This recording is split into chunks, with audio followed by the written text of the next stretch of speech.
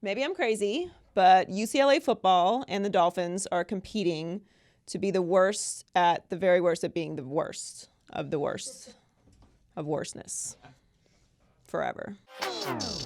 Maybe I'm crazy, maybe I'm not. Welcome to Maybe I'm Crazy podcast. I'm Joy Taylor.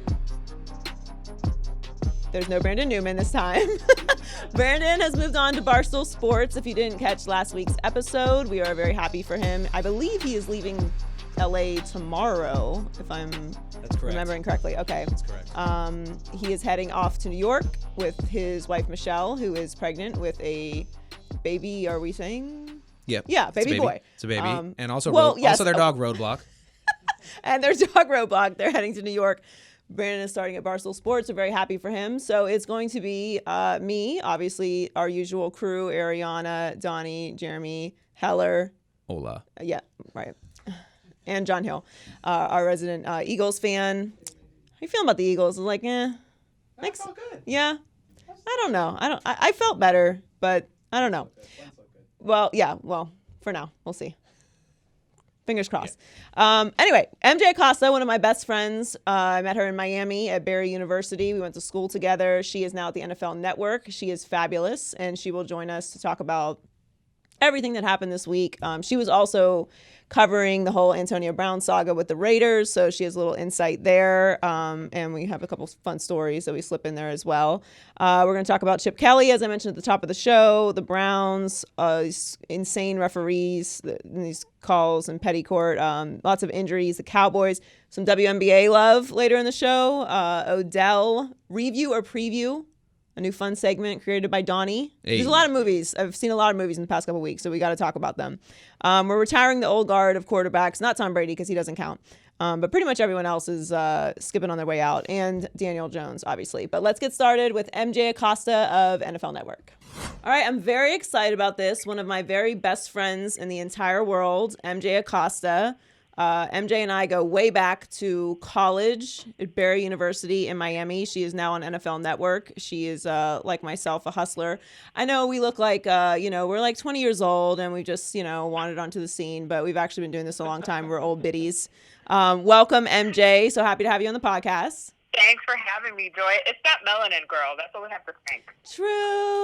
True. I love that. All right, well, let's get started. You have been covering the Antonio Brown thing, which we'll get to a little bit later. But MJ covers the Raiders and the 49ers in the Bay Area. And I want to start with last night. We'll talk about the 49ers, the Raiders, and a bunch of other stuff. But I want to start with last night, the Browns. So they beat the Jets, who are completely depleted. And you really can't even evaluate because they have no one, including Sam Darnold. And now they're out Trevor Siemian and down to Falk. They're a separate situation. But what did you like from Baker Mayfield last night? Because I didn't really think he looked that good. No, and the thing is, I'm actually headed to Cleveland this weekend to cover that Sunday night game against the Rams.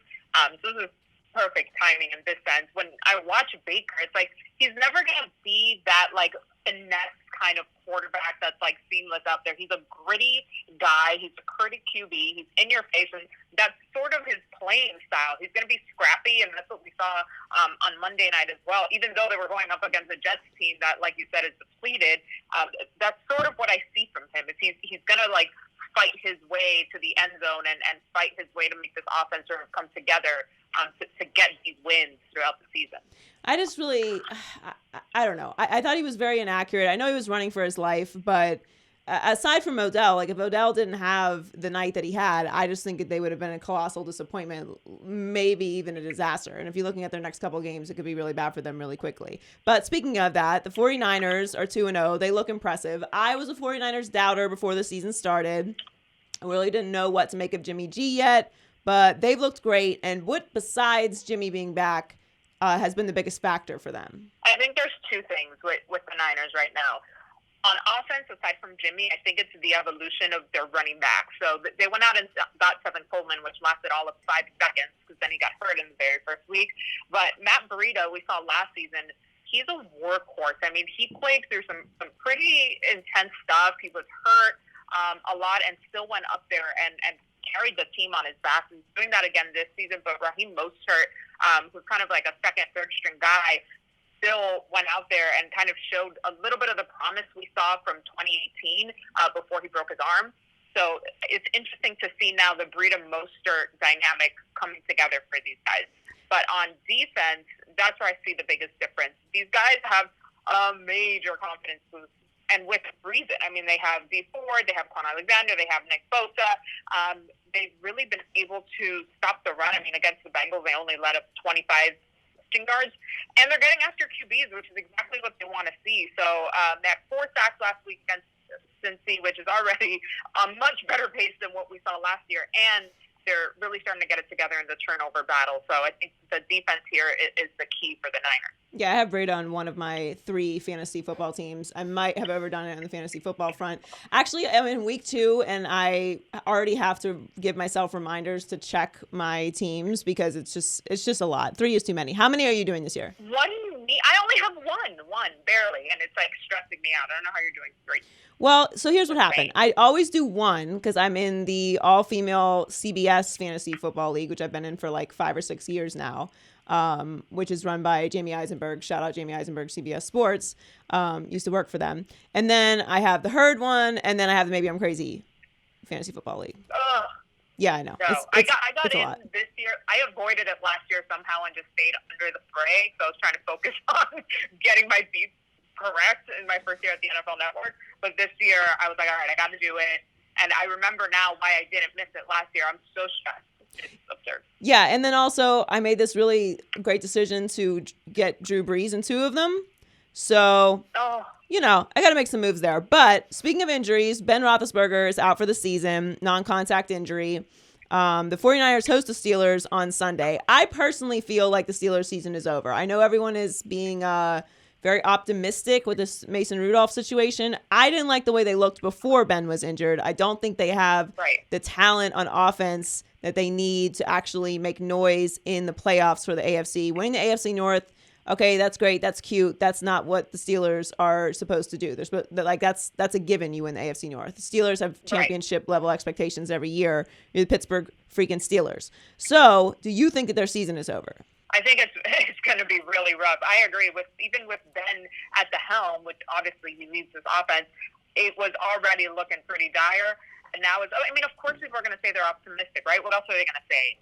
When your starting QB goes down, but like there's no feasible comparison between Ben and anyone, let alone Ben and Mason Rudolph. I mean, that's just not going to happen. So it's looking really, really dire. I mean, they did get Minka Fitzpatrick, so their defense will be bolstered. Right. He definitely has a chance there to really shine, but I mean, that alone is not going to fix what's happening with the Steelers. No, and they don't have a first-round pick now next year because of that Minka Fitzpatrick trade. Speaking of Minka, let's go down to our my old hood and city and your hometown of Miami. So the Dolphins traded Minka Fitzpatrick. They now have really no playmakers whatsoever left on the team. I'm furious with what the Dolphins are doing. I don't believe in tanking in any sport. I don't believe it ever works. I've not seen championships from it or sustained success. I think it permeates through every level of the organization and through the city. When a team tanks, it takes years to come back from. You completely gut your organization of any high-level talents and any high salaries. And now they have 15 draft picks in next year's draft, including 3 in the first round. I know the Dolphins very well, as do you, which is why I have no faith that this will work. And it's I don't get it. And honestly, I don't think Brian Flores is going to survive whatever this plan is to see it through to fruition anyway. But your thoughts on what the Dolphins are doing? I mean, it's insane. Like, it's 5 first-rounders in the next 2 drafts, which sounds great on paper, right, given all of the other circumstances around this dumpster fire. But I agree. I can't imagine. You would have to hit on every single pick, which, of course, doesn't happen for any team, let alone one who's trying to rebuild something as colossal of a failure as this. This is bad. I mean, the last couple of weeks, they lost Kenny Stills, Laramie Tunsil, and now Minka. And I can't even be mad at Minka for asking for a trade. I mean, anyone would want to get out of there. They want to win. These guys want to play. They're hyper-competitive. They're not here for a rebuild. They're trying to win rings. So it's really disappointing. As a fan, it hurts me in the deepest core of my soul. So, I mean, all we can do is pray at this point. Thoughts and All prayers. he can do is pray. Just so you know, well, obviously you know my Miami Dolphins ties, but MJ was a Miami Dolphins cheerleader also. What year was it? 2012 to 2013. 2012. I was at MJ's tryout. I made her sign. It was fantastic. What was your number? Do you remember? I was number 69. 69. Gronk would love that joke. Yeah. And wait, I'm gonna see if I remember what dance you did. Didn't you do Shania Twain? No, it was not Shania Twain. It was, but I think Shania Twain has done a rendition of the song, but it was "I'm a Woman." Just to be abundantly clear. But it was like for me, my version was "I'm a grown-ass woman" at that point. So right, but what was that was the song, right? Like, I feel like a woman, right? Yes. It wasn't that song. But it sounded similar to that. I can remember. Okay, so I was like, all right, so I'm like 98% right. This is very good for me. I can't remember what I had for lunch yesterday. It's pretty good. I'm very impressed. Okay, so DAK Prescott. I'm a huge DAK fan. I think he's a winner, which is really all I care about. I get it where people are skeptical of him because he's not great at anything. He's being compared to Patrick Mahomes, which I think is unfair. And I don't even like that we do this thing where we compare each quarterback because all of them are so, and quarterbacks at a high level are all so incredibly unique that I don't think it's fair to do comparisons anyway. But I like Dak. I think they should have paid him before the season. I do think he's still going to get paid and he should definitely not take a discount. But what do you think of Dak? Because, I mean, he just keeps winning. And that's what matters the most in my book is the W's. I mean, I got to speak with him one-on-one back at the Pro Bowl. Not only does he win, but he does so much for this organization. The fans absolutely love him, again, because he's putting up W's on for this team, and they absolutely need to pay him. I mean, if we want to go down the comparison route, which I agree with you, we shouldn't compare, but Jimmy got super paid, and Jimmy has not even played anywhere near as many games as Dak has, or won as many games as Dak has. So it's like, if you want to go the comparison route, there's one key point in Dak's favor to get paid. I can't imagine that they wouldn't make sure that he gets his bag, before the end of the season. I mean, it has to happen soon, I would imagine. And yeah, there's no lowballing him at this point. He's got to get it done. He's their starting quarterback. He's leading this team. I don't understand why it's taking this long, to be honest. So we're very excited about the Super Bowl this year. Obviously, it's going to be in Miami. My pick for the Super Bowl is the Chiefs and Cowboys. How do you like that? And who was your Super Bowl pick before the season started? I did. So I had the Chiefs in there for sure. I was still looking, but now the Cowboys are looking like the main team that could go up against them. I think that would be fire. So fire, especially in South Florida. I think people would love this type of matchup. And I'm more excited for game day atmosphere, of course, because you and I both know how tailgates and pregame gets down in South Florida. I saw, maybe you have seen the video that was circulating on social media last week from the Dolphins tailgate. It was not safe for work. I think I missed it. I mean, you can assume what it was. Probably It was something. Yeah. It was like a Tootsie's promotion or something of the sort. Oh God. So you know what it is. Tootsie. Yep. Tootsie's has good wings. For those of you who don't know, you'll know soon in February. Yeah, I don't think people are really prepared for the turn-up level of tailgates.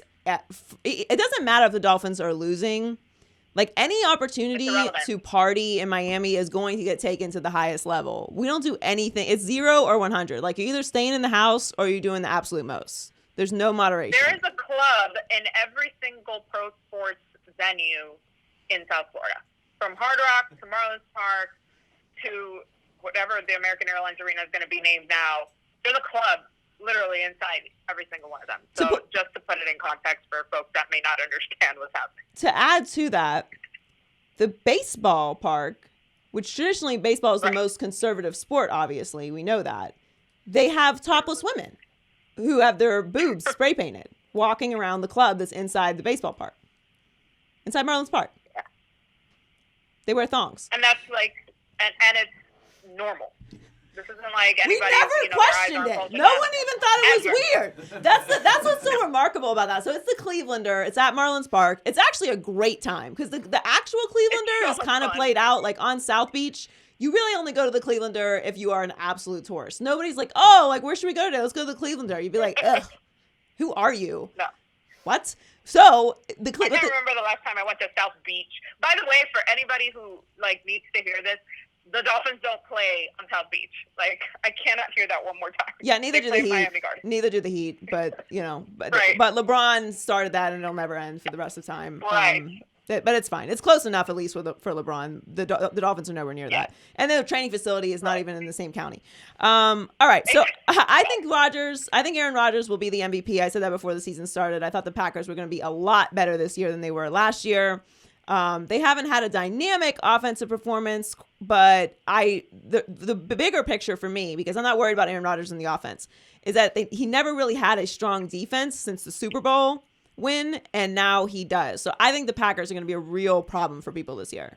I agree. Their defense has held opposing quarterbacks to a 58.3 passer rating this season. Granted, through 2 games, fine, but still, I mean, I don't know of another defense who's doing that well.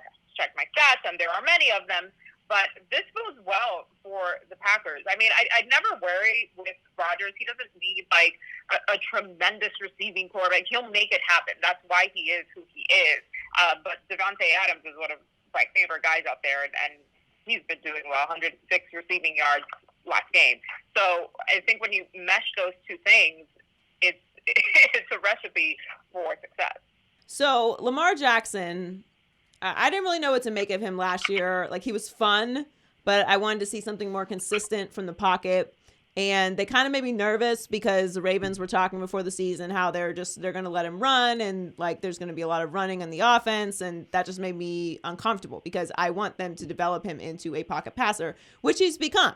So what were your thoughts on Lamar Jackson going into the season? Because I was doubtful, and now I am very excited about it. And I think that they're a real team, and they've kind of taken the lead, at least in my mind, in the AFC North, because I don't like what I've seen from the Browns so far. Nobody cares about the Bengals. And obviously the Steelers are now without Big Ben. So what do you think? Right. So this is how I drafted Lamar in my fantasy league, but I had him on the bench in week 1. So you can only imagine how devastating that was.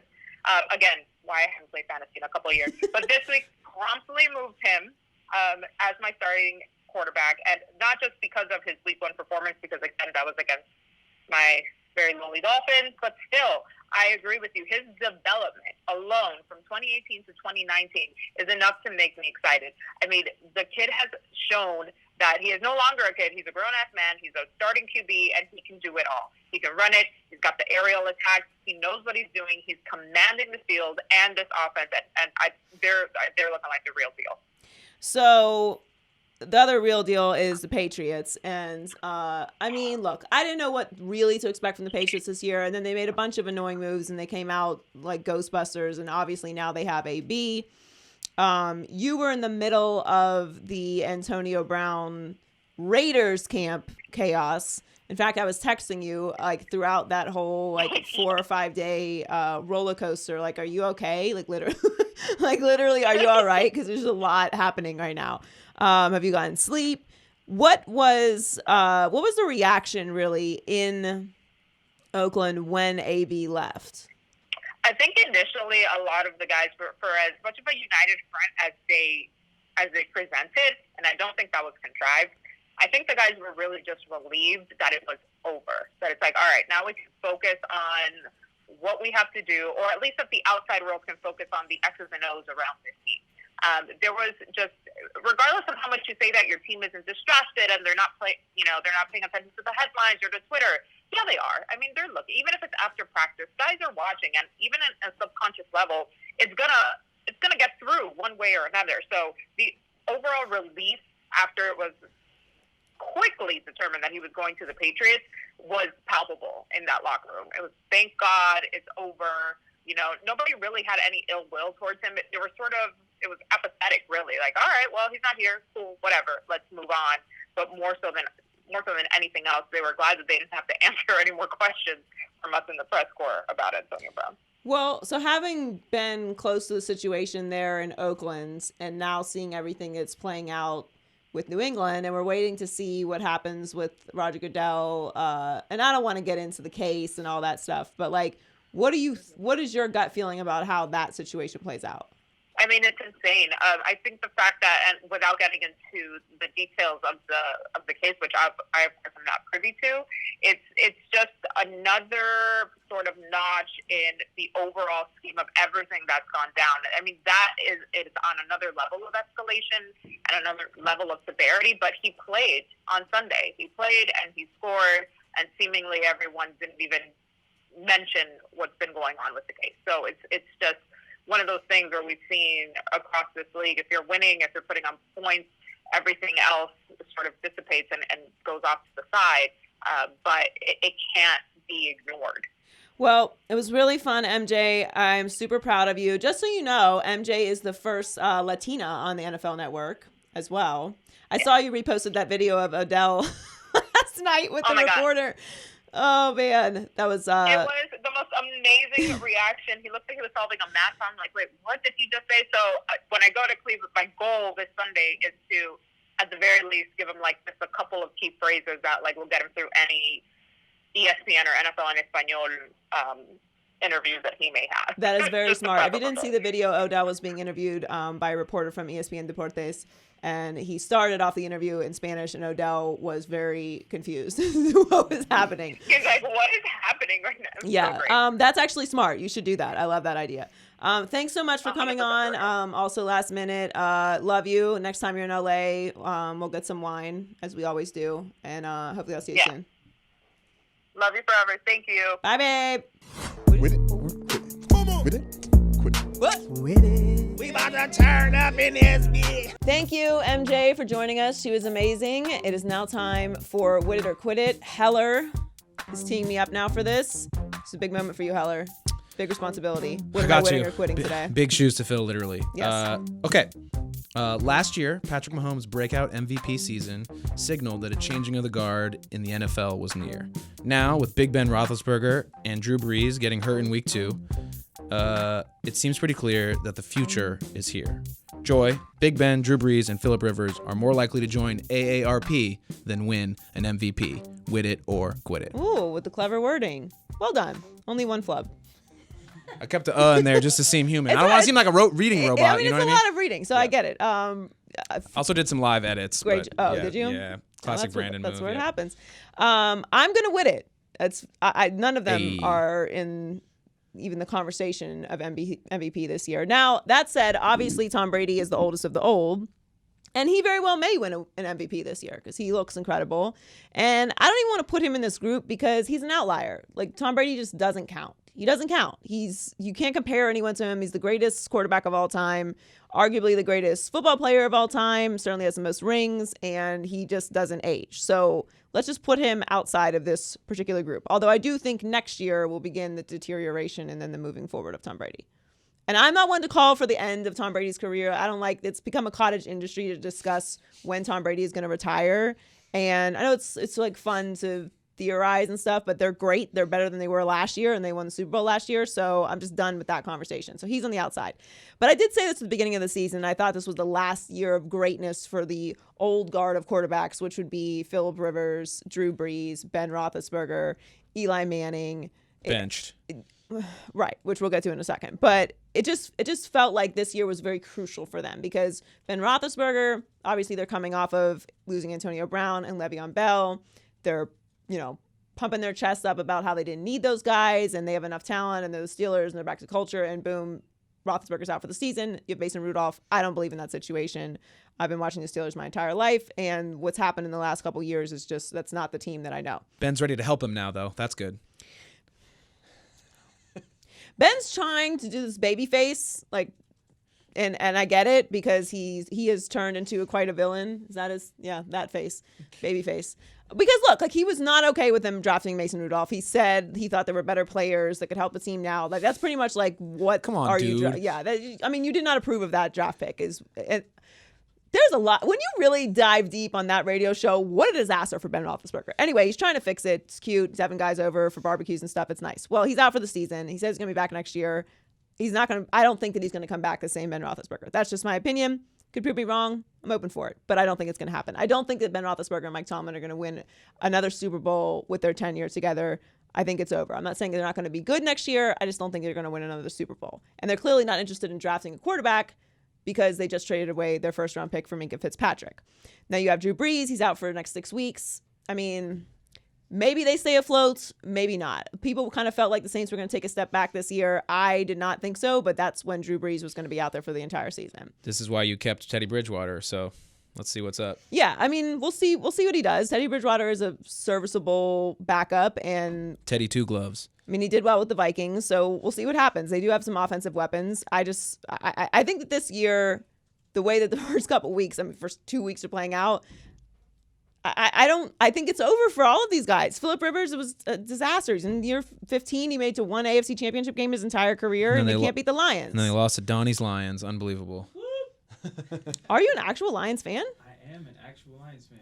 This whole time, you've just been sitting in here not commenting while we talk about the Lions? What's he gonna say? I have no stance to stand on. I can't defend this team. They've historically bad. Our last playoff win was in 1956. I have nothing to say. Now you got a guy with a laminated sheet and a pencil. Ugh. I can't. Honestly, my skin just crawled at the thought of how obnoxious that is. And I really want to like him. But why? But I don't know, because everyone picks on him, so I want to like him. That's true. And I don't believe in fat shaming. I do. You and what's his name?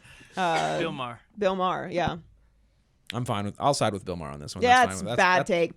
Boo. What? No, not hot. He's never right. No, I mean, not on that end. Anyway, we're derailing. The point is, I was here for them this year. I thought the Steelers were going to win the AFC North. Now with the Ravens, I'm not so sure. Drew's going to be out, so if they stay afloat, maybe they can make a run at the end of the season. But to be honest with you, that injury, I don't think he's going to be back in 6 weeks anyway. I think it's going to take him longer to recover from that. And if you look at just in the full perspective of the old guard of the quarterbacks moving on, like the older quarterbacks, if you look at all the teams that are 2-0, you have the Patriots, Brady, Hall of Famer. Packers, Aaron Rodgers, Hall of Famer, my MVP pick this year. Seahawks, Russell Wilson, going to be a Hall of Famer. All well disrespected. Really big win for them against the Steelers, and Also close bro of Colin Cowherd. Close bro. They Pacific brought Northwest, Horde on TV. close when bro. they're together. They've become closer. He's very man. comfortable now. They probably text, I bet. Yeah, maybe. No, they don't, because Colin would say it. Okay. The Bills, Josh Allen, but he's proved me wrong the first 2 weeks, so I can't be mad at that. The Chiefs of Mahomes, Ravens, Lamar Jackson, Cowboys, DAK Prescott, the Rams, Jared Goff, and 49ers, Jimmy Garoppolo. So only 3 of all the teams that are 2-0 are old guys to begin with. And Jimmy Garoppolo doesn't count. He's had like 10 starts in his NFL career. So that's telling you something right now. Like, there's a wave of change happening here. And again, I don't want to put Brady in this because I'm not calling for the end of Brady's career. I just think it's interesting. And I thought that this year was a year that these guys, Breeze, Rivers, I didn't think Manning was going to, but Big Ben really had to capitalize on the talent they had around them and taking advantage of these younger guys while developing and getting better and taking big steps like Lamar Jackson are also not quite there yet. So, All right, what's next? Okay, speaking of moving on, Tuesday brought word from Gotham that Robin will be taking the helm from Batman. Daniel Jones was named the Giants starter for Week 3, and after almost 15 years as a starter there in New York, let me start over. Yes! We're keeping all this in. Oh, no, we're Shout not. out Tuesday to morning brought Brandon. word from Gotham that Robin will be taking the helm from Batman. Daniel Jones was named the Giants starter for Week 3. After almost 15 years as the starter, the Eli Manning era is coming to a close. Still bad, but better. Joy, the Giants are right. It's time to move on from Eli face. Wit it or quit it. With it. Just as a note, when you mess up, just keep going. I mess up all the time on her. I know, but I messed up so bad. It just You just take a It breath snowballed and then you just and keep got going. worse and Or worse, say and now just, my- excuse me, keep going. now my palms are sweaty, my cheeks are hot. Yeah, it's that's how it happens. That's how it happens when you stop. With it. One more time the question. The Giants are right to move on from Eli face. Yes, of course Wit it, they're yeah. right. I've been preaching this since the preseason. I will admit I was not trusting of this draft pick at all. I feel like it came out of nowhere. But the Giants, like onions, went for it, and then they didn't onions because they kept Eli Manning out there, and we know what Eli Manning is at this point. And the idea that Eli Manning was going to somehow get better in his bajillionth season in the league is nonsense. It's not. We know what Eli Manning is, and they took Daniel Jones 6th overall, And they should have had the torch passing moment at the beginning of the season. They didn't because they're paying Eli Manning $23.5 million this year. So I get it. You want to see maybe if Eli Manning still functions if you're paying $23 million or something. Fine. It's 2 games into the season. Hand it over to Daniel Jones.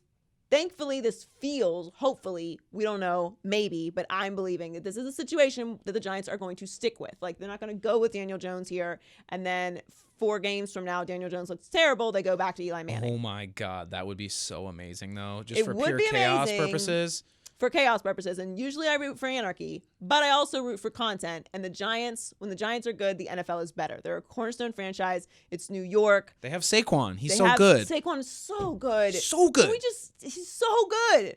It's not fair how good he is on that terrible, terrible team. He's so good that, like, as a result of him being there, Sterling Shepard seems better as a wide receiver. That tight end seems like he's a star tight end. He is a star. He is a star. He elevates. Yes, he elevates everyone around him. He seems really nice too. Like he Yeah. does a lot of stuff, and he always comes off well. Yes, he's great, and I hope that Daniel Jones is the answer for that situation in New York. And that said, I get it. Like we're very hard on organizations when I don't know, they treat them like the Detroit Lions do. When they treat their players that way, they're superstars, they're legends. Nobody wants to see that. It's a very vicious, cutthroat business. Guys get cut and dropped and forgotten about. So I have to give the Giants credit for at least sticking by Eli after that disaster with what's his face? Gino. No, yeah, but the coach. Oh, Shermer. I've put him out of my mind so far. Oh my God. Oh yeah. People used to tell me that I look like him. Eyebrows guy. No, it was mustache guy, right? What was his name? He had the eyebrows going, too. Oh yeah. He didn't have eyebrows. Yeah. What yeah. is his Oh my name? God. He's so forgettable. Hold on. He's not forgettable. super Everything that he forgettable. did was so memorable, but I'm completely blanking on his name. Okay, so it's Pat Shermer right now. Give it to me. I know Pat Who Shermer's took right over from now. McDougal or something.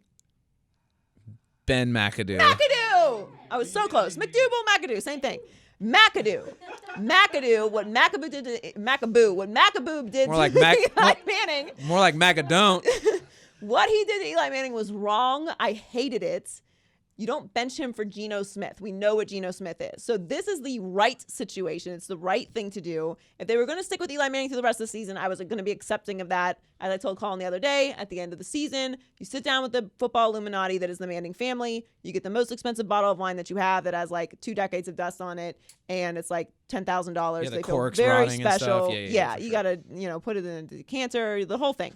Do the whole presentation, and then you tell him you're retiring. And then you give it to Daniel Jones. I'd have been fine with that too, because this seems like a lost season anyway. But I'm much more happy with this situation because you need to get Daniel Jones out there. If this was already going to be a lost season, which you pretty much signed up for when you started Eli Manning at the beginning of the season, now you have an opportunity to see what Daniel Jones is, let him develop. I don't think you get better at anything by watching other people do it.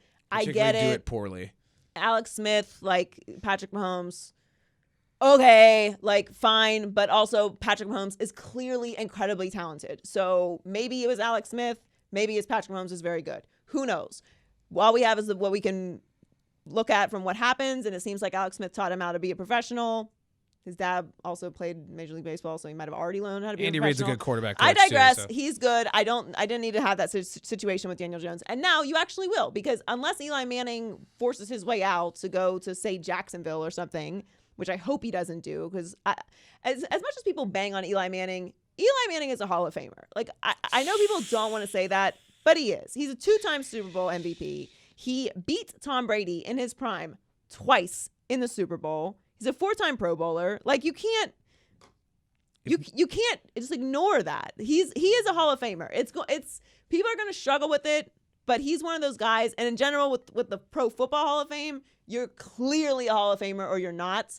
And Eli Manning is probably going to want to be one of those guys just because he constantly gets compared to his brother, and he's had these bad couple of years at the end of his career. Nepotism. He's a Hall of Famer. I'm sorry, he just is. Yeah, because his name's Manning. No, because he won 2 Super Bowls in the Tom Brady era. He beat them in both, and he was a Super Bowl MVP in both. 2, not 1, 2. As long as it's not first ballot or second ballot, I'm fine. Ballots. I don't get into the ballot thing. You're in or you're not. Matter to if TO. it makes people feel more comfortable, fine. But he is a Hall of Famer. I'm very excited for this new era. Daniel Jones, I'm rooting for him. I do not care about the Giants in general, although they have done me 2 solids by beating the Patriots in the Super Bowl, especially in 2007. Thank you. Thank you. This is the reason why I say that Eli Manning is a Hall of Famer, because, man, I have never rooted harder for a team I didn't care about than in the 2007 Super Bowl when the Patriots were undefeated, because that's all the Dolphins have left. Mercury Morris. That's all we have left, dude. Shouts to Merc. We got the shirts, and that's like, the 72 undefeated. No one can take that away from us. But they tried, and they stopped them. And that's why Eli's and Eli's a Hall of Famer for that. I also think that they should put Cleo Lemon and Greg Camarillo as honorary Hall of Famers for saving the that Dolphins. play is from like that. a Hall of Fame play. Dude, they I guess Dolphins.com or something did an interview with Camarillo the other day, and I retweeted it and kind of shared my experience. Okay, so if you don't know this moment, I've told the story 1,000 times, but I'll tell it again real quickly. So I forget what year it was. I don't know. One of Jason's last seasons with the Dolphins, and it was a complete disaster. I believe Cam Cameron was the head coach. They lost every single game that season, and it was the last game of the season. It was against the Ravens. It was at home. It's week 15, I believe, but close. Yeah, Almost so no one expected them to win, obviously. It was a very rough year. Like, when we talk about teams tanking, like, this is why I get so serious about it, because I had that experience with Jason in Miami, and, like, how much it affects players and families and like organizations, and people lose jobs, and it's just a disaster when your team is that bad. Anyway, end of the game, Cleo Lemon connects with Greg Camarillo. They win. It is glorious. It was like I imagine that's what it feels like when you win the Super Bowl. That's like how I was crying. Tears of happiness. I don't cry tears of happiness. I only exclusively cry tears of sadness. Okay, it's very, very hard to get me very happy, and that's with my name being Joy. I know it's ironic, but like I'm more of like a Daria kind of person, so I really don't get that happy. That's probably the only time in my life I've ever cried tears of happiness. It was. I have 9 nieces and nephews. La la la la la. It was an amazing moment. I just wanted to share that again. Anyway, they interviewed him about it, and I shared it on Twitter that it was truly like, I'll never forget that moment. I just watched it. The crowd and the players are going Super Bowl winning level crazy. I mean, it's nothing. Like, you're just winning one game in a completely pathetic season, but you didn't lose every single game, and that is what matters. You weren't defeated. I can't tell you. It was like, there's no feeling. There's nothing like it. There's nothing like it. There's no drug in the world. I was going to make a very insensitive comment, but I chose not to. There's no drug in the world like it. There's no drug like winning. Hear ye, hear ye. NFL refs are petty. I know what you're doing, referees. You're tired of us talking trash about you, so you're just going to continue to make stupid calls so we can link you and bad calls to the Saints. I'm tired of this. I was so excited to be done talking about that damn pass interference call with the Rams, and then what do? You screw the Saints again, so you just add to this conspiracy theory that everyone hates the Saints. No one hates the Saints. Everyone loves the Saints. I've never met one person in my life who doesn't like the Saints. Drew Brees. No one. I've literally never met anyone. Sean Payton, he's great. The only people that don't like the Saints was like that one time when Greg Williams was there. We've chosen forgiven them for that. We don't even care about that anymore until Greg Williams brought it up last week. Yeah, so who cares? Everyone loves the Saints. Everyone loves New Orleans. It's a wonderful place. That's where your hat's from, isn't it? My hat's literally from New Orleans. It literally is from New Orleans. Yes, I bought this Mardi Gras with my mother last year. Yes, this is literally from New Orleans. It was a wonderful time. I love that place. Stop screwing the Saints. All right, well, we'll start with the other call, which was the Bears and Broncos, which, I mean, come on. Bradley Chubb was called for roughing the passer. It was not even close to roughing the passer. 15-yard penalty. Bears win on a field goal because they got them into field goal territory. Completely gave them the game. But the Saints got screwed. Cam Jordan clearly ran that fumble back. I don't care how it turned out. You can talk about how the Saints got blown out. They would have taken a 10-3 lead there, so who knows how that game would have turned out. More importantly, why? Why would you ever blow the play dead? Why? Why did you do that? Why? Why would you do that? You have replay. I don't understand. I need one person to explain it to me. Did your brain stop working? What? Why are you blowing the whistle? I'm watching this happen. I'm like, what are they doing? You have replay.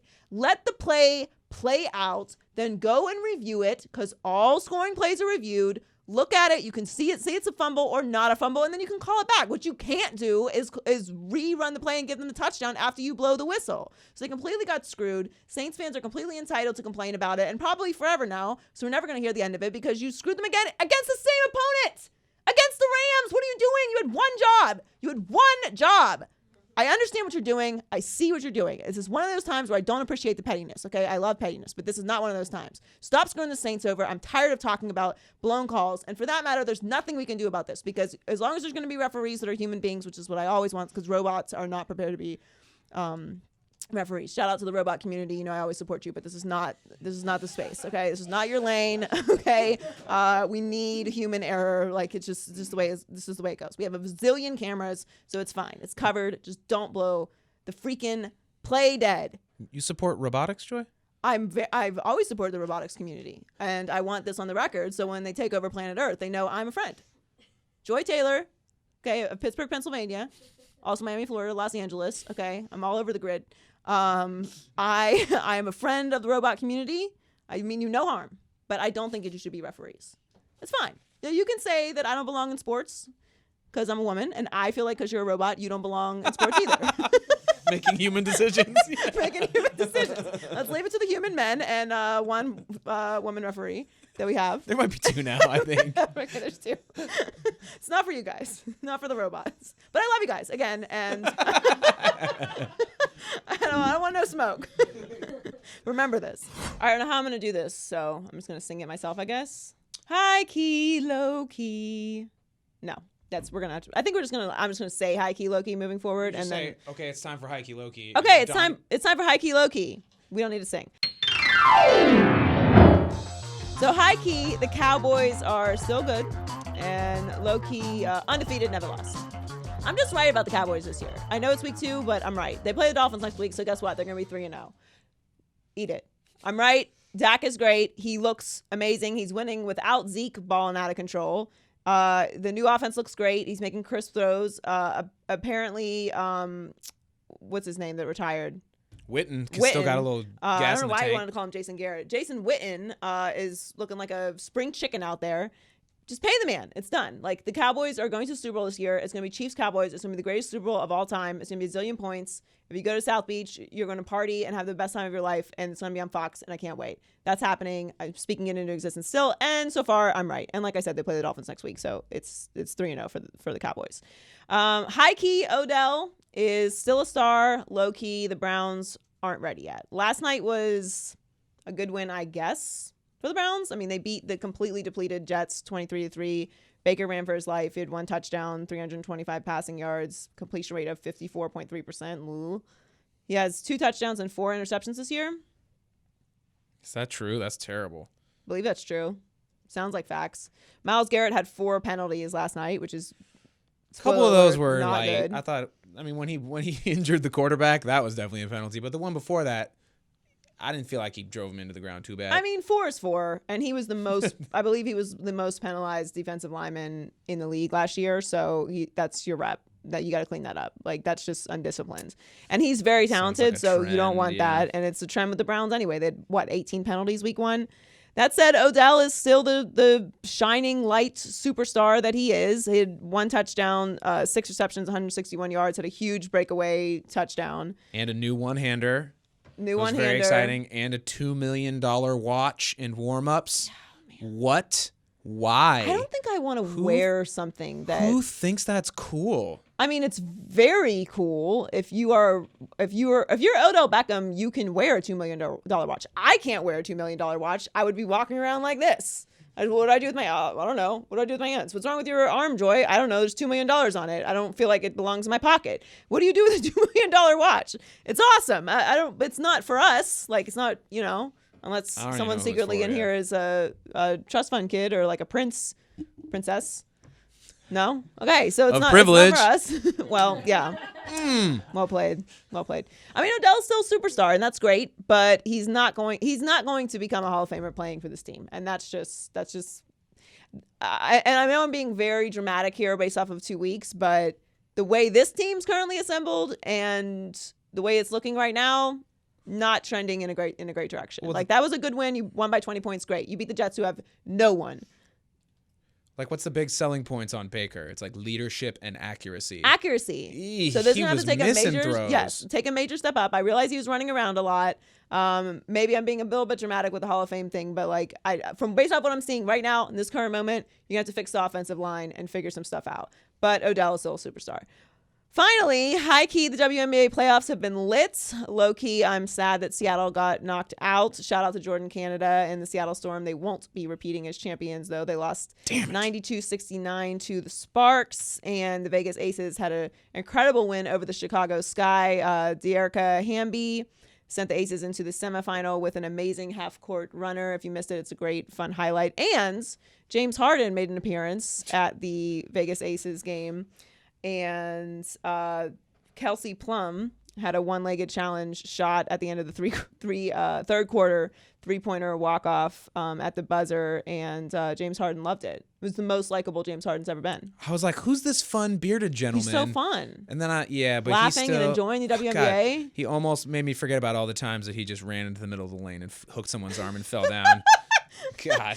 It was great. It was fun, though. So the Sparks play the Connecticut Sun today, and the Aces play the Mystics. Since the Storm are out, I would like to see the Las Vegas Aces win because I just think it's fun when Vegas teams win. And they are a fun team. Yeah. So check that out today. Loser Power Rankings. Loser Power Rankings. These are the losers of the week. All right. Here are the Loser Power Rankings for this week. Let's start with the Miami Dolphins, shall we? They're trash. I feel bad. I really do, because I know that the players are not trying to tank, and I know that Brian Flores and his coaching staff are not trying to tank. I know all the very hardworking, good people that work in that organization are not happy with losing and don't want to lose and are not encouraging people to lose and are going to work every day and trying really hard. It's when you decide as an organization up top that you're tanking, it's like everything trickles down and it's all just negativity and nothing positive can grow in that environment. It's going to take like 10 years to recover from this, which the Dolphins have already been doing for the past 20 years, basically. They just traded Minkah Fitzpatrick. I mean, great. You have 15 picks in the 2020 draft, including 3 in the first round. If you look at the bust rates in the NFL drafts, and then you look at Miami Dolphins draft picks over the past, say, 10 years, how many of them are even still there? I don't love it. I think that while it has the appearance of a plan, I think that when you set the table for this level of losing, this historical level of losing, it's just impossible to recover from in a quick fashion, which is the point of tanking, is that you tank so that you can get a bunch of good players and then you're good. But that's not how it works, because you don't have a culture when you tank, because a culture would be a standard that you set. So I know it's like all very confusing. It's like, well, we want more draft picks. And then how do you do that if you're just 8-8? I would rather be 8-8 and make moves, be aggressive, make some trades, try and figure out how to move up in the draft and scout well, than be absolutely the worst team in NFL history in like a decade, and then convince yourself that you're going to draft Tua and then all of a sudden be like he's LeBron James or something. It's not how it works in football. It's a disaster. It's like very upset. It's like they saw the Raiders plan and went, that seems good. Let's do that. But the problem is that the Raiders are in a tough spot and have to do some of these things because Mark Davis is poor by comparison to other owners, and they're moving stadiums, and it's a train wreck. There's no reason for this in Miami. The Raiders are completely outlier situations to the Dolphins. So why do things that they do? It seems like gathering draft picks and making all the trades. It's what Gruden did last year. It's not going to work. I'd love to be as poor as Mark Davis, but that said, I think they're better. He's poor for an owner. I know what you're saying. Like compared to Stephen Ross, he broke. Right. So, but again, yeah, we ain't got it. The point is, the Browns are kind of a closer example to what the Dolphins are doing. So it's like, oh, the Browns, they tanked for a couple years. Well, look at the Browns now. Like, has that worked? Like, yes, you got Baker. Can't live up to expectations. You got Odell. Like, now they have massive expectations, and we don't know if they're going to be good yet or not. Like, we think they're going to be good. I thought that they were going to be a wild card team, and they very well still might. Not the great start. Okay, I get it. They won by 20. They beat the Jets. Like, I'm not going to overreact to that. Not the best start for the Browns. Maybe they'll be a wild card team. Maybe they won't. We have no idea what's going to happen with them this year or moving forward. Don't tank. It's a horrible idea. UCLA football. Okay, also not a good start to the season. 0-3 start for Chip Kelly 2 years in a row. He is now 3-12 as a head coach for the UCLA Bruins football team. And fun note, there are lots of murmurs that he doesn't like recruiting. So, I don't know, wrong career? Probably take that pro OC job then, huh? Instead of going back to college, huh? I don't even know. Okay. There's a lot of things that people say that just like doesn't make sense to me. Like when someone's like, "Oh yeah, I don't like." So what do you want to do? Like, after college? I don't know. I think I'm just gonna. I don't know yet. I think I'm just gonna like hang. I think I'm gonna move home and just chill for a little bit. Travel a little bit. Yeah, just travel. Like, oh, you have money like that? No, but I think I'm just gonna figure. Oh, okay. So what's that? Oh, that's a thing. Apparently that's the thing. Yeah. But I don't know. Apparently that's the thing. It's very similar to Chip Kelly saying he doesn't want to recruit. What do you mean? What are you making, like $25 million or something? Recruit? It's college football. It makes no sense to me. All right, obviously. And then also he doesn't like doing the booster things. And maybe that works at Oregon. Maybe that works at some random small school in He's kind of a turd, huh? Alabama. I mean, I don't know him personally, so I'm not like going kind of to a turd. comment on his personality, but based off of the information that seems to be spewing out, and I get it, when you're losing, everything is heightened. And UCLA is not a traditional football power, but it's still UCLA, and there's expectations that come with making that much money when your name is also Chip Kelly and you're sold by the school as this great savior of the program.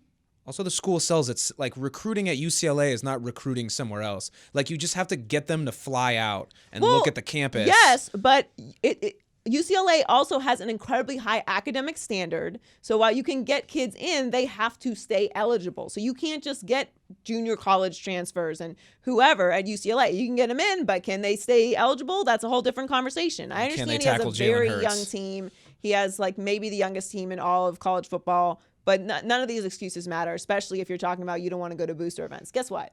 All right, it's LA. When you show up here, they give you a tissue, and it's your ass-kissing tissue. Everyone gets one. No one is exempt, okay? That's what you do around here. It's obnoxious. It's Hollywood. You got to go to some mixers, all right? Find your favorite little drink, get yourself a little glass of rosé and relax. You got to go talk to people. There's a lot of people who would love to do that too. Like I understand that you don't necessarily yes, want to go to a party. But like it's an LA party, dude. Those are the Just people go. that need to be hired at schools like UCLA. There's a different standard. Ariana went to UCLA. She knows what I'm talking about. Like it's not a knock. It's just it's LA. Like you can't just come here and just do whatever you want on top of losing and starting both seasons 0-3. It's just, that situation is a disaster. I don't know what's going to happen if he goes this season without winning a game, which is very well possible. Finally, the Chargers. Oh, I can't believe in the Chargers. I never do, but they lost to the Lions. They also had 2 touchdowns called back due to penalties. Then Austin Eckler fumbled at the goal line, trying to dive over the pile. And, of course, Phillip Rivers let a drive, potential winning score, and then instead decided to throw it to the Lions. They're the worst good team I've ever seen. The worst good team ever. What's wrong with them? The worst good team ever. I truly believe they're cursed. Remember that kicker fiasco? That was amazing. They had a kicker. They had a kicker year. What's the thing this year? Fumbles, penalties? What's it going to be? I think it's just going to be Phillip Rivers not being really good. He was 21 of 36, 58.3 completion rate, no touchdowns, 1 interceptions, 293 yards. That's not good enough. And it's so frustrating because I kind of feel for the Chargers. Like I kind of want them to be good, but then I'm like, oh, they're so boring. I don't want them to be good. But then I want them to be good because they have like all this talent. I like Phillip Rivers. He's got 15 kids. He's got a lot going on. But it's like every year this happens. I truly believe they're cursed. Like I believe that the Dolphins are cursed. I believe they're cursed. I believe they curse themselves, and I truly believe they're cursed. I believe it so much, I in fact found an article that the stadium was built on top of like an ancient Indian burial grounds. That's number one way to curse something is to build on an ancient burial they ground. They were digging grounds. Come on. It could have been an Onion article, so don't quote me on this. But like they were digging grounds, and they found like a burial grounds, and they had like the government come in to excavate all of it and like take it to a museum, and then they continued to build it there. Like I don't care how much money you spent. Like we need a new location. It's not enough. There's not enough. I know we purchased this land, but let's just sell it to Target and then let's find other space. Target's curse proof. There's not enough sage or crystals to fix that land for a stadium. Nowhere near enough sage. Look that up. I believe it was in the Herald or maybe the Miami New Times. Make sure it wasn't on the ending because if it was, we're cutting all of this. All right, time for the Migos Culture Reports. Before we get to review or preview, review and preview? Review or preview? Preview. Okay, we're working through the name. Review preview, which I'm going to cover 3 movies that I've seen in the last week or last 2 weeks, and then also preview another one. Shout out to Lizzo, my Beyonce. Truth Hurts is now tied with Cardi's Bodak Yellow as the longest running #1 solo hit by a female rap artist in Hot 100 history. She's amazing. I love her. That's that bitch right there. 100% that bitch. Even when she crying crazy. Yes. And I want to say that I pat myself on the back like 15 times a show, but this one I really deserve. I'm not a hipster about a lot of things, but I'm definitely a Lizzo hipster. Like, I was on Lizzo way back when this first dropped and tried to spread the word. People were like, I don't know about the song. I'm like, nah, that song's banger. And now, of course, it's #1 and it's like one of the greatest songs of all time. I was right. So I just want credit for that. Makes my girlfriend so hyphy. She gets so hyphy when the Lizzo comes on. Yeah, all of Lizzo songs. And they're very pro-women and they're very fun. And they're, they're amazing. I love all of them. I know all the words to all of them and I love Lizzo. And I want to meet her one day and tell her how much I love her. I love you, Lizzo. Speaking of Beyonce, Beyonce presents, Beyonce's always, it's very smart actually. So what Beyonce does is she records everything she does and then she just takes the project that she already did and then shows you how she made it, and then she wins like Oscars. So Beyonce Making the Gift, Beyonce presents Making the Gift is like behind the scenes of the Lion King album. It aired last night. I did not watch because I can't do everything.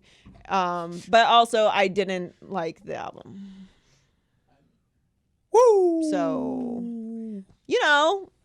is that okay? I like Spirit. Spirit's good. Spirit's listenable. I don't listen to it, but I have heard the song. Hey, Johnny has thoughts. It's the Afro beats. Something about the Afro beats I love. There are certain songs I haven't listened to it in a while, so I'm gonna be honest. So I liked it when I first heard it. Right, I you listened to liked it a couple it. times, but I did put it down and haven't revisited it. Thank you. Yeah. I did the same thing out of respect. And the thing about it is, Lion King had very high expectations, and I was disappointed in the movie. Not because of the performances, not because of the songs, simply because I felt like Disney should have made it more cartoony because we already have real lions that we can go see. Thankfully.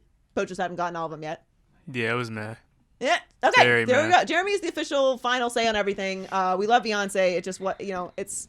If someone watches it, let me know how it is. I bet the doc is better than the album. I bet that I'm 100%. And I heard that Blue Ivy is the star of it, so I'm sure it's great because she's gonna change the world. She's amazing. All right, time for review or preview. We're going to review 3 movies very quickly, and then preview even more quickly the movie that I'm somewhat interested in. All right, so I saw Good Boys. It's adorable and it's funny.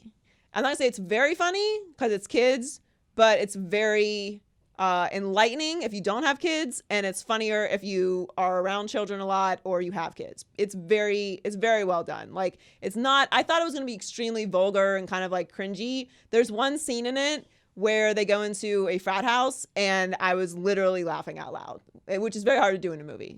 Like, I have memories of movies that I've seen where I'm like literally like, ha ha, in a movie theater. And Anchorman, the scene where they all fight in the alley, I was absolutely dying. It was the funniest thing I've ever seen. The streets run red with Burgundy's blood. It's so good. Oh, this scene is so good. That moment and the frat house scene in this movie is very good. So it's funny. I recommend it. Hustlers, I saw last night. So here's the thing about Hustlers. Go see it. If your girl wants to see it, suck it up and go see it, because she's literally asking you to go see a movie about strippers. So I don't understand the problem. I don't understand the resistance. I don't even understand my own resistance, but I don't want to see it. You do want to see it though. Like, okay, let me just quickly put it in perspective for you. Okay, it's J-Lo. It's J-Lo's ass. It's J-Lo as a stripper. What more who cares if the movie's good or not? You've seen other J-Lo movies where she's not stripping, right? Yes. Okay, so what's the problem? What do you mean? First of all, J-Lo looks incredible, and she's the star of this movie, and she's awesome. Constance Wu is also very great. Lily Reinhart that's Constance Wu. Okay, so Lily Reinhart, she's from Riverdale fame. Keke Palmer. Everyone in it is great. I will say I wanted to see more Cardi B. I expected more Cardi B, although Cardi plays it perfectly. And Lizzo is incredible. I would have loved more Lizzo as well, but overall, it's a very watchable movie. It's an actual movie, so it's not like you would think that it's kind of cheesy and like not all the things that you're thinking about it right now. Like female Spring Breakers is what I was thinking. It's not though. It's not that. It's not female Spring Breakers. It is definitely a chick flick, but it is. But you're saying I'll survive? You will survive, and J-Lo is stripping in it. So again, like if you're a guy and your girl wants to see it, just take her to the movies to see the strip club movie. I don't understand it. What's the pitch here? Okay, there's ass, there's boobs, there's strippers, and it's a movie that your girl wants to go see. Listen. When does that even happen? Ever? Listen, we're deeper than that sometimes. You No, know? you're not. You're actually being shallow in that you just don't want to see a chick flick. I already wanted to see the movie. My husband's like, I heard J-Lo's performance is really great in it. Yeah, it is. No, it's really Well it phrased. actually, all jokes aside, it actually is a good movie, and I just wanted to see more Cardi and Lizzo. That's my only. And there's actually another very fun cameo in it, which you will laugh out loud in this moment. I'm not going to say what it is. Donnie knows what I'm talking about, but it's funny. So It's definitely Dwayne The Rock Johnson. It's not, but it's better than that. That would have been good. Would that have been better? I don't know. I have to think about that. No, the one that is in it is good. So Damn, okay. Watchable. All right. Also, I saw It Too. Okay, we don't have enough time to break down all the things wrong with It Too. Jeremy has clearly seen it and agrees with everything I'm about to say. Okay, so I had very high expectations for it because I don't like scary movies, and the remake of It I loved. It was very Stranger Things-esque, very fun and scary, but not to the point where like you can't sleep at night. So It Too was cast perfectly. All of the adults in the movie look exactly like the children grown up. It's kind of actually scary.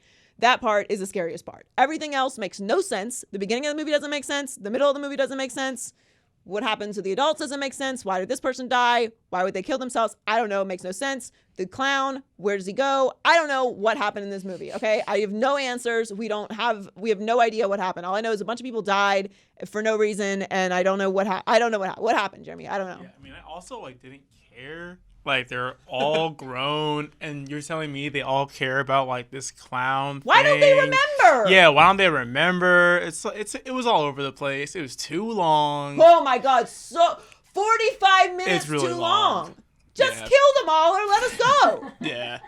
It was so I could It was a not agree mess. with you more. It was 45 minutes too long. Is Bill Hader good at least? He's so funny. Yes, He was good. He was great. He was good. He was great. I don't think that and all of the actors were great in it. It just didn't make any sense. And it could have just been so simplified. And here's my biggest remark about it. I don't care about them. I want to know where did this fucking clown come from? I don't care. I know where they came from. We already saw that. We know their lives. I don't care what they're doing as adults. Adults are boring. I'm an adult. I don't want to know about me. Who cares? We don't care what you're doing in your stupid lives and your stupid families. Where did this crazy clown come from? That's all I care about, and we did not get an answer on it at all. So if you're gonna see it, don't expect an answer on that. If you want to know about those guys, sign up. It 3, they'll tell you what happened. Finally, no, I'm not gonna go see 3. That's not what I'm spending money on. Finally, Brad Pitt has a movie coming out, Ad Astra. It looks good. I actually like space movies. Armageddon, Hidden Figures, The Moon Landing, all great space movies. I wrote that joke. I nailed it, right? Thank you. I appreciate that. I actually am going to see it. And Brad's pumping this movie hard. So I'm on Fox NFL Sunday doing a little vignettes. Is that what you call it? That's Little good, mini yeah. movie thing? Yeah. Promotion. So they're promoting this hard. I'm gonna see it. My brother almost met Brad Pitt yesterday. Almost. He came into his work. He works at the Washington Post as an event okay. coordinator. He was doing a talk. He said he was really nice, and he said very good looking dude, and that his aura is almost transcendent. It's like, yo, that's Brad Pitt. He's like, yo, it's Brad Pitt. He's 5 feet in front of me, hanging out. Oh, eating a so he banana. was actually physically in the presence of Brad Pitt. Yeah. Oh, okay. I don't know. In my mind, I felt like he was coming to work and Brad Pitt had just left because that would have been a huge No. bummer. We saw him, he okay. just didn't get Yeah. that. So he smelled the same air as Brad Pitt Yeah. in the room. He said he was really nice, really funny. So Yeah, I think I would expect that of Brad Pitt. He's been a superstar for a long time and has had minimal cancel moments. Was he short at least so I could feel better about myself? He's Since like I don't have an 5. aura. He's 5'11". That's not short. Damn it. Yeah.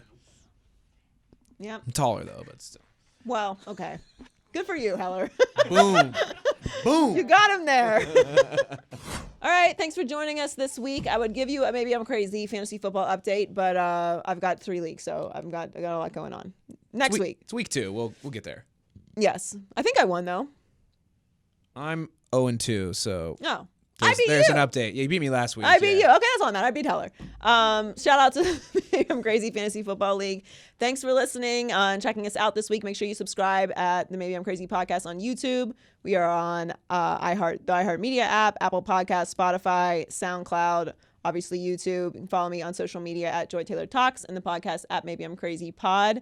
Congrats again to Brandon. He is heading to New York for Barstool Sports. So make sure you check him out there whenever he gets started. I'm imagining it'll be around next week. We will hear from him. But thanks for joining us this week, and we'll catch you next week. Maybe I'm crazy, maybe I'm not.